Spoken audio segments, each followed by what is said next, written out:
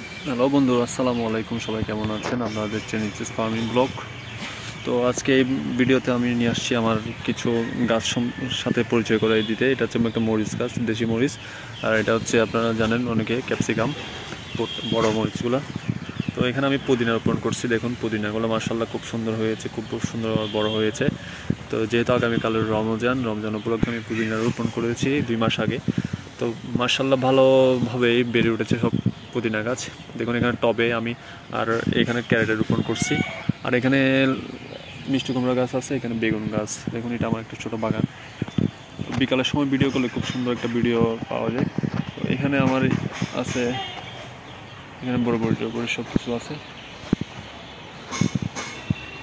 তো এখানে দেখুন আরও পুদিনা আছে আমার। মাশাআল্লাহ দেখুন খুব সুন্দরভাবে পুদিনাগুলো বেড়ে উঠেছে। মুখে দিলে বুঝতে পারবেন, মানে নাকের সামনে নিয়ে আসলে বুঝতে পারবেন যে কী সুন্দরভাবে, কী সুন্দর একটা খুশবু। দেশি পুদিনার মধ্যে এটাই লক্ষণীয়, আর অন্যগুলোর মধ্যে তেমন একটা সুগন্ধ ছড়ায় না। তো বন্ধুরা দেখুন এগুলো একদম অর্গানিকভাবে তৈরি করা হয়েছে, যাতে সবাই ব্যবহার করতে পারে। এখান থেকে যে কেউ এসে নিয়ে যেতে পারবে, কোনো সমস্যা নাই, যেহেতু আমি রোপণ করেছি রমজান মাস উপলক্ষে। তো দেখুন বন্ধুরা, মাশাআল্লাহ এগুলাতে আমি তেমন একটা কিছু ব্যবহার করি না, কিন্তু এখানে মাঝখানে দেখতেছি এগুলো মারা যাচ্ছে। কেন মারা যাচ্ছে সেটা আমি বুঝতে পারতেছি না। তো এখানে আরও অনেক ধরনের গাছ আছে, বড়ি গাছ আছে, শিম গাছ আছে, তিত করলা।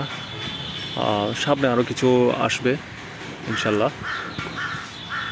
তো এখানে আমি শুধুমাত্র গোবর ব্যবহার করেছি রোপণের 15-20 দিনের মাথায়, যখন কুশি বের হচ্ছিল।